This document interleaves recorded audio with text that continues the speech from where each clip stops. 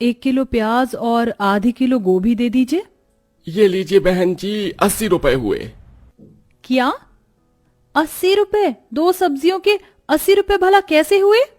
अब सरकार ने 2 सब्जियों के दाम इतने बढ़ा दिए हैं तो हम बेचारे क्या करेंगे। पांचों बहुएं जिस भी ठेले वाले के पास जाती तो वहां उन्हें उतनी ही महंगी सब्जियां मिलती, जिसके चलते बिना सब्जी लिए ही वो सब घर लौट रही होती हैं। अगर सब्जियों के दाम यूं ही बढ़ते रहे तो हम लोग खाएंगे क्या? हर रोज दाल चावल खाकर तो गुजारा नहीं हो सकता ना हमारा। मैं सोच रही थी कि क्यों ना हम अपने आंगन में सब्जियों की खेती करें। दीपा, सब्जियों की खेती का काम इतना भी आसान नहीं होता है, पता है ना उसमें कितना वक्त लगता है। और ये तो मैंने कब कहा कि हम सारी सब्जियों की खेती करेंगे, छोटी मोटी सब्जियों की करेंगे जिसकी खेती आसानी से हो जाती है, जैसे मिर्ची, धनिया, बैंगन, भिंडी, आलू। इससे हमारी बचत भी होगी और बाहर सब्जी मंडी से हमें बहुत कम ही सब्जी लेनी पड़ेगी। दीपा का ये आइडिया बाकी की चारों बहुओं को काफी पसंद आता है, जिसके बाद अब वो पैसे मिलाकर थोड़े बहुत सब्जियों के बीज लेकर आती हैं और उन्हें अपने आंगन में अच्छे से बो देती हैं। और कुछ हफ्तों में अब उनके आंगन में ही तरह तरह की सब्जियां उगने लगती हैं। अरे वाह, हमारे इस जुगाड़ ने हमारे कितने पैसे बचा लिए। अब हमें अपनी रसोई के लिए बाहर से ज्यादा सब्जियां लेने की कोई जरूरत नहीं होगी। पांचों बहुएं अक्सर ही ऐसे छोटे मोटे जुगाड़ करके अपनी काफी पैसों को बचाया करती थी। ऐसे ही एक दिन, अरे ये मिट्टी का चूल्हा कैसे टूट गया? अभी कुछ दिन पहले ही तो बनाया था। अगर अब मिट्टी का चूल्हा बनाऊंगी तो उसे सूखने में कम से कम 1 दिन का समय लगेगा, और बिना चूल्हे के मैं खाना कैसे बनाऊं? चूल्हा टूट जाने की वजह से सभी बहुएं खाना कैसे बनाएं, इस बात को लेकर परेशान हो रही होती हैं कि तभी उन पांचों जुगाड़ू बहुओं में से कोमल चूल्हे में से बची हुई लकड़ियां निकालती है और अपने आंगन से कुछ लकड़ियां ले आती है, जिन्हें वो ईंट के घेरे में रखकर अच्छे से बांधकर जलाने लगती है। अरे वाह, क्या बात है कोमल, मिट्टी का चूल्हा टूट गया और तुमने लकड़ी का चूल्हा बना दिया। इस पर तो अब हम आराम से खाना बना लेंगे। देखा मेरा कमाल, अब हमारे पास 2-2 चूल्हे होंगे, एक लकड़ी का और एक ये मिट्टी का। अरे पांचों जुगाड़ू बहुएं आराम से उस लकड़ी के चूल्हे पर खाना बनाती हैं। अक्सर जुगाड़ करने के साथ साथ एक दूसरे के काम में भी काफी मदद किया करती थी। जैसे अगर मधु सब्जी काटती तो कोमल आटा गूंथती, वहीं आंचल सब्जी बनाती और महक चावल बनाती। हमेशा इसी तरह मिलकर और जुगाड़ से पांचों बहुएं अपने ज्यादातर कामों को आसान कर लिया करती थी। आप लोग ऐसे क्यों जा रहे हैं? मत जाइए ना, आप लोगों के बिना हम काफी अकेली हो जाएंगी। आप लोग यहाँ कर तो रहे हैं काम, कम पैसों में भी हमारा ठीक ठाक गुजारा चल रहा है। हम किसी भी दिन भूखे नहीं सोते हैं, वो क्या कम है? अरे आंचल, तुम लोगों को ऐसे छोड़कर शहर जाते हुए भी हमें अच्छा नहीं लग रहा है, लेकिन हम पांचों भाई शहर घूमने फिरने के लिए तो नहीं जा रहे ना, बल्कि इसलिए जा रहे हैं कि वहां पर हम अच्छी नौकरी ढूंढ सकें। हम लोग तो कम पैसों में भी अपना गुजारा कर लेते हैं, लेकिन अगर कल को हमारे बच्चे होंगे तो उनके भविष्य के लिए तो हमें पैसों का इंतजाम करना ही पड़ेगा ना, ताकि उन्हें हम कभी किसी चीज की कमी महसूस न होने दें।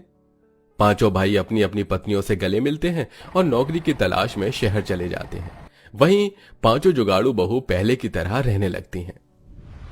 अरे ये क्या यार, ये वाला तवा भी टूट गया, अब हम रोटी कैसे बनाएंगे? चूल्हे पर तो हम कच्ची रोटी नहीं सेक सकते, और अगर तवा लेने के लिए गए तो 300 रुपए से कम का तवा नहीं आएगा। बिना तवे के हम लोग रोटी कैसे खाएंगे? सभी बहुएं तवा टूट जाने की वजह से काफी परेशान होती हैं कि तभी आंचल चूल्हे के ऊपर एक बड़ी सी कढ़ाई रखती है और रोटियों को बेल कर उसके अंदर रख देती है। चूल्हे की गर्मी से कढ़ाई काफी गर्म हो जाती है, जिस पर अब आंचल काफी अच्छी रोटी सेक लेती है। ये देखो, हम लोग बिना तवे के भी रोटी सेक सकते हैं। हाँ आंचल, ये तो हमें पता ही नहीं था। तुमने तो सच में काफी अच्छा जुगाड़ निकाला है रोटी सेकने का। पांचों जुगाड़ू बहुएं आराम से कढ़ाई में एक साथ ही काफी सारी रोटियां सेक लेती हैं, जिससे उनका काफी समय भी बच जाता है और ऐसे ही कुछ वक्त और गुजरता है। मधु हर रोज की तरह चूल्हे पर सब्जी बना रही होती है, लेकिन इस बार गलती से मधु से सब्जी में कुछ ज्यादा ही लाल मिर्च गिर जाती है और वो सब्जी काफी बन जाती है। अरे यार, ये सब्जी तो बहुत ज्यादा तीखी बन चुकी है। इतनी तीखी सब्जी तो हम में से कोई भी नहीं खा पाएगा, और इसे फेंकूंगी तो खाने की बर्बादी भी होगी। मधु, तुम्हें इसे फेंकने की कोई जरूरत नहीं है, मेरे पास एक तरकीब है। महक पास वाले दुकान पर जाती है और 10 रुपए का दही खरीद कर ले आती है और सारे दही को मधु की बनाई हुई सब्जी में डाल देती है। अरे महक, ये क्या किया तुमने? दही सब्जी में क्यों डाल दी? इससे तो अब सब्जी खराब हो जाएगी। अरे पगली, इससे सब्जी खराब नहीं होगी, बल्कि सब्जी में जो भी एक्स्ट्रा तीखापन है वो पूरा का पूरा खत्म हो जाएगा। सब्जी में दही डालने के बाद महक थोड़ी देर सब्जी को चूल्हे पर पकाती है, जिसके बाद अब मधु जैसी उस सब्जी को चखती है तो उसमें बिल्कुल भी तीखापन नहीं होता। अरे वाह महक, मुझे तो लगा था कि आज तो मुझे सबसे डांट पड़ेगी काफी, लेकिन तुमने तो मुझे डांट से बचा लिया और सब्जी की बर्बादी भी नहीं होने दी। ऐसे ही समय गुजरता रहता है और पांचों बहुएं यूं ही छोटे मोटे रसोई के जुगाड़ करने लगती हैं। ऐसे ही एक दिन, अरे यार, इन 2 प्लेट में अब मुझसे नहीं होता कि मैं तुम चारों के साथ खाना खा सकूं। और नहीं तो क्या, मुझे भी अब एक छोटी सी प्लेट में तुम सबके साथ खाना खाने में काफी दिक्कत आती है। पैसों की कमी के चलते पांचों बहुएं खाना खाने के लिए बाहर से प्लेट भी नहीं ला पा रही थी। घर में रखी 2 छोटी छोटी प्लेटों में ही अक्सर उन पांचों को एक साथ खाना खाना पड़ता था, जिससे उन्हें खाना खाने में काफी दिक्कत होती थी। ऐसे ही एक दिन मधु छोटी प्लेट में एक साथ खाना खाने की वजह से परेशान हो जाती है और उठकर आंगन में आकर बैठ जाती है। तभी आंगन में लगे एक बड़े से केले के पेड़ पर मधु की नजर जाती है। उस केले के पेड़ पर लगे बड़े बड़े केले के पत्तों को देखकर मधु को काफी अच्छा आइडिया आता है। अरे वाह, ये चीज मैंने पहले क्यों नहीं सोची। मधु लकड़ी की सीढ़ी की मदद से केले के पेड़ पर चढ़ती है और वहां से कुछ केले के पत्ते तोड़ लेती है, जिन्हें वो लाकर अच्छे से पानी में धोती है। और अब पांचों बहुएं अलग अलग केले के पत्तों पर खाना खाती हैं। अरे वाह मधु, तुम्हारे इस जुगाड़ ने तो हमारे खाना खाने की सारी परेशानी को खत्म कर दिया। अब हम लोग आराम से खाना खा सकते हैं और बाद में इस केले के पत्ते को हम जमीन में गाड़ भी देंगे, जिससे ये केले के पत्ते हमारे खाद बनाने के काम आ सकते हैं। समय बीतने के साथ साथ अब पांचों बहुओं के जुगाड़ भी दिन पर दिन बढ़ने लगते हैं। इस बारिश को भी अभी होना था। 1 हफ्ते से कोशिश कर रहे हैं कि गेहूं को पिसवा लाएं, लेकिन जब भी बाहर जाओ तब ये बारिश शुरू हो जाती है। हमारे पास भी आटा पीसने की मशीन या चक्की होती तो हम लोग बिना किसी परेशानी के घर में ही आटा पीस लेते। अगर हम चाहें तो हम लोग हाथ वाली चक्की घर में बना सकते हैं। चक्की तो ज्यादातर सीमेंट या पत्थरों की होती है। हम लोग सीमेंट की मदद से आराम से चक्की को बना सकते हैं। जैसे ही हल्की सी बारिश कम होती है तो महक जाकर दुकान से थोड़ा सा सीमेंट खरीद लाती है और उसमें पानी डालकर उसका घोल बनाकर उसे सूखने देती है। ऐसे ही वो 2 बार करती है और अब एक मोटे लकड़ी की मदद से वो 2 सीमेंट को हिस्सों को जोड़कर उन लकड़ी उनके बीच में लगा देती है। अब उनके अच्छे से सूखने के बाद जैसे ही उसमें गेहूं डालकर उसे सीमेंट की चक्की को लकड़ी की मदद से घुमाने लगती है तो बिना किसी परेशानी किए आराम से आटा पिसने लगता है।